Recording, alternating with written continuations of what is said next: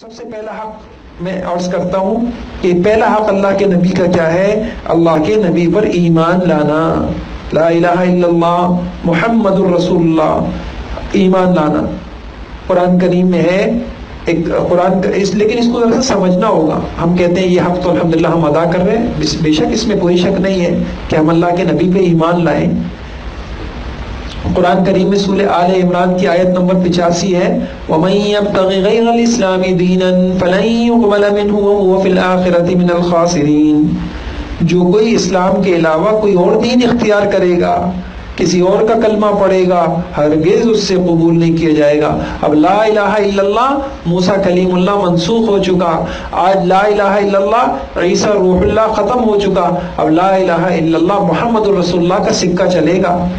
اب کامیابی اسی سکے سے ملے گی۔ وَمَن يَبْتَغِ غَيْرَ الْإِسْلَامِ دِينًا، کوئی دین، یہودیت، عیسائیت، نصرانیت، بدھ مت، کچھ بھی قبول نہیں ہے۔ اب محمد الرسول اللہ صلی اللہ علیہ وسلم کا کلمہ اور آپ پر ایمان لانا یہ ضروری ہے۔ اور آل عمران ہی کی آیت نمبر 31 میں فرمایا، قُلْ إِن كُنتُمْ تُحِبُّونَ اللَّهَ فَاتَّبِعُونِي يُحْبِبْكُمُ اللَّهُ وَيَغْفِرْ لَكُمْ ذُنُوبَكُمْ۔ اب اگر تم لوگ اللہ کی محبت، اب اللہ کی محبت بھی وہ محبت معتبر ہوگی جو حضور پاک صلی اللہ علیہ وسلم کی اتباع کے ساتھ ہو۔ اب اگر تمہیں دعوے ہیں کہ اللہ سے محبت ہے، اللہ سے ہمیں تعلق ہے، ہم اللہ کو مانتے ہیں، یہ ماننا بھی جب قبول ہوگا جب تم نے محمد الرسول اللہ کی اتباع کی ہوگی۔ اور ایک آیت میں، یہ سورہ سبا 22 پارے میں ہے، آیت نمبر 28 ہے، وَمَا أَرْسَلْنَاكَ إِلَّا كَافَّةً لِلنَّاسِ بَشِيرًا وَنَذِيرًا۔ ہم نے آپ کو ساری انسانیت کا پیغمبر بنا دیا۔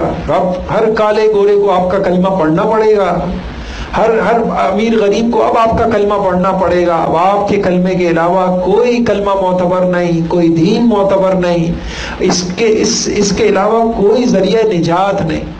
اب یہ بات ہو گئی، اب یہ بات ہمیں چلانی ہے اپنے گھروں کے اندر، اپنے بچوں کو بتانی ہے، ورنہ آپ یقین جانیے آج جو ہے ایک بڑا طبقہ وہ اس چیز میں بھی مسلمانوں کو تذبذب میں ڈال رہا ہے۔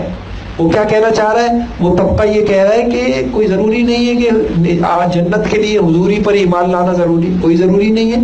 آپ بلکہ اشکال کرتے ہیں وہ لوگ، وہ کیا اشکال کرتے ہیں کہ اچھا یہ بتاؤ، ایک مسلمان ہے، وہ جو ہے قاتل بھی ہے اور شرابی بھی ہے، گندی حرکتیں بھی کرتا ہے، اور وہ معاشرے کا ایک بدترین فرد ہے، لوٹ مار کرتا ہے، چور ڈاکو ہے۔ آپ کہتے ہو کہ اگر یہ مر گیا تو ٹھیک ہے جہنم میں جائے گا، لیکن ایک نہ ایک دن جنت میں جائے گا۔ جبکہ ہم دوسری طرف دیکھتے ہیں کہ ایک شخص ہے، مثلا فرض کر لو وہ مسلمان نہیں ہے لیکن وہ یہودی ہے، موسیٰ علیہ السلام کو مانتا ہے، یا عیسائی ہے، عیسیٰ علیہ السلام کو مانتا ہے، ان کا کلمہ پڑھتا ہے، وہ معاشرے کا بہترین ایک فرد ہے، اس نے کبھی آج تک کسی کو دکھ نہیں دیا، کسی کو اذیت نہیں دی، وہ رفاہی کام بھی بہت کرتا ہے، اور تم مسلمان کہتے ہو کہ اگر مر گیا تو سیدھے جہنم میں جائے گا۔ یہ کیا بات ہوئی؟ اب مسلمان ایک دم گھبرا جاتے ہیں۔ ہمارا آج کا طبقہ جو قرآن سے دور ہے، آج کا مسلمان نوجوان جس کو قرآن و حدیث سے دور ہے، وہ فوراً اس کے ایمان میں شک پیدا ہو جاتا ہے، دراڑیں پڑ جاتی ہیں۔ اور آپ تصور کریں اسی کے ساتھ اگر موت آ گئی تو معاملہ کتنا خطرناک ہوگا۔ یاد رکھیے حضرت تھانوی رحمۃ اللہ علیہ نے اس کا بڑا اچھا جواب دیا۔ انہوں نے کہا بھائی دیکھو، جو محمد رسول اللہ کا کلمہ نہیں پڑھتا، چاہے وہ کتنا ہی اچھا انسان ہو، وہ باغی ہے۔ اب آپ مجھے بتائیے کہ مثلا یہ پاکستان کی حکومت ہے، اب پاکستان کی حکومت میں ایک شخص ایسا ہے جس نے ماشاءاللہ ایک جماعت بنائی ہوئی ہے، وہ ان کا سرپرست ہے اور وہ لیڈر ہے، اور وہ بہت ہی رفاہی کام کرتا ہے، غریبوں کے کام آتا ہے، لیکن وہ پاکستانی حکومت کا باغی ہے۔ تو حکومت کیا اس کو چھوڑے گی؟ حکومت کیا چھوڑے گی کہ ہاں نہیں تم ہو تو باغی، تم ہمارے قانون کو نہیں مانتے، ہماری حکومت کو نہیں مانتے، ہمارے نظام کو نہیں مانتے، ہمارے اصولوں کو، ہماری عدلیہ کو نہیں مانتے، لیکن چونکہ تم بہت اچھے کام کر رہے ہو اس لیے تم بہت اچھے فرد ہو۔ نہیں، حکومت کی نگاہ میں وہ شخص بہت بڑا باغی ہے، اور وہ شخص حکومت بلکہ آپ نے دیکھا حکومتیں باغیوں کو چھوڑتی نہیں، بمباریاں ہو جاتی ہیں، ان کو قتل کر دیا جاتا ہے، ان کو تہس نہس کر دیا جاتا ہے، ان کی نسلوں کو مٹا دیا جاتا ہے باغیوں کی۔ یاد رکھیے جب اللہ نے یہ کہہ دیا کہ دیکھو اب آخری دین محمد الرسول اللہ والا ہے، سب کو ماننا پڑے گا، اب اگر کوئی یہودی، کوئی عیسائی، کوئی نصرانی اس دین کو نہیں قبول کر رہا تو در حقیقت وہ اللہ کے نظام کا باغی ہے۔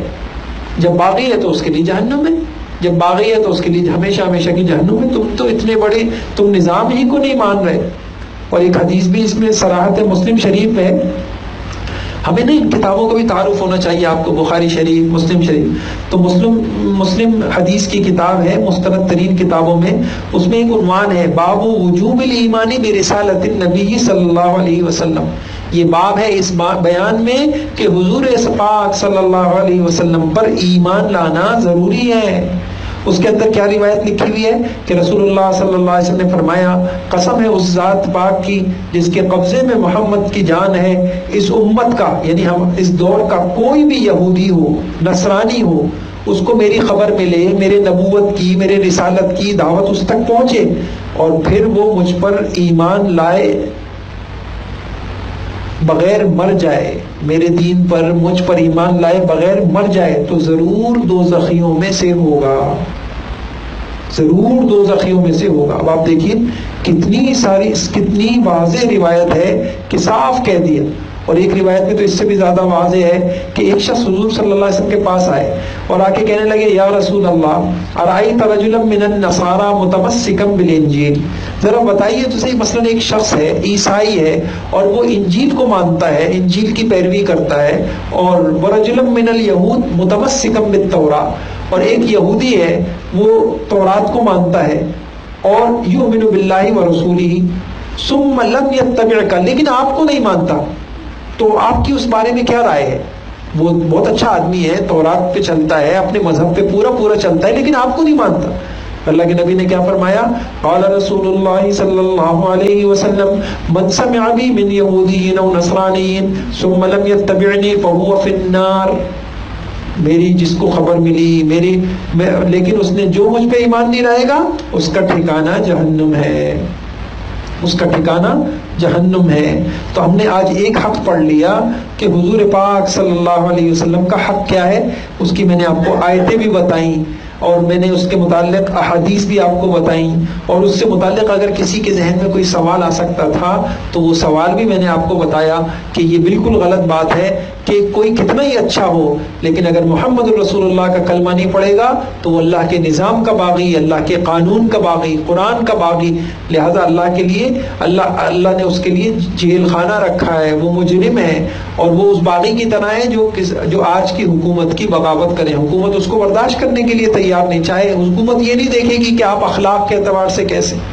تو انشاءاللہ ہمیں کیا کرنا ہے؟ اپنا ایمان محمد الرسول اللہ پہ مضبوط کرنا ہے، اور کتنا مضبوط کرنا ہے کہ جو حضور نے کہہ دیا آنکھ بند کر کے ہم کہیں حق ہے، سچ ہے، حتیٰ کہ ہمارا ایمان اتنا اللہ کے نبی کی باتوں پر اللہ کے نبی پر ایمان کا مطلب کیا ہوا؟ اللہ کے نبی کی باتوں پر ایمان۔ ایک تو آپ پر ایمان لائے ہم کہ جو آپ پیغمبر ہیں، آپ صرف پیغمبر نہیں ہیں، آپ آخری پیغمبر ہیں، انشاءاللہ آگے تفصیل عرض کروں گا، آپ خاتم الانبیاء ہیں، آپ کے بعد کوئی نبی نہیں۔ اگر کوئی نبوت کا دعویٰ کرتا ہے وہ جھوٹا ہے، ہم ایسے نبی کو نہیں مانیں گے، ہم ایسے شخص کی بات کو نہیں مانیں گے، وہ جھوٹا ہے۔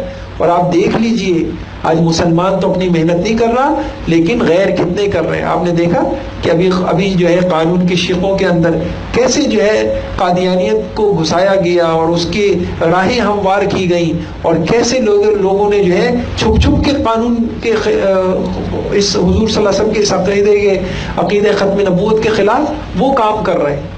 اب کتنی عجیب بات ہے کہ ایک مسلمان کچھ نہ کرے، ہمیں انشاءاللہ یہ کام کرنا ہے، ہم اپنے بچوں کا ایمان مضبوط کریں گے، ہمارے بچے ہم ان کو پہچان کرائیں، یہ قادیانیت کیا ہے، یہ ختم نبوت کا عقیدہ کیا ہوتا ہے، اور یہ حضور صلی اللہ علیہ وسلم کے حقوق کیا ہیں، آپ گھر میں اس کے چرچے کریں بات کو۔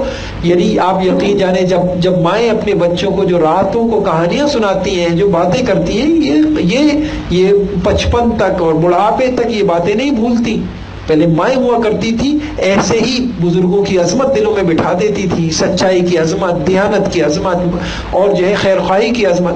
تو ہم اپنے بچوں کو، راتوں کو اور اپنے گھروں کو ہم انشاءاللہ اس کو طے کریں کہ ہم انشاءاللہ کہ ہم یہ عقیدہ اور عقیدہ ختم نبوت ہو گیا، حضور صلی اللہ علیہ وسلم کے حقوق ہو گئے، اور یہ جتنے حق ہیں ہم ایسی محنت کریں گے کہ ہمارے گھر کا بچہ حضور صلی اللہ علیہ وسلم کے ان حقوں کو جانتا ہو.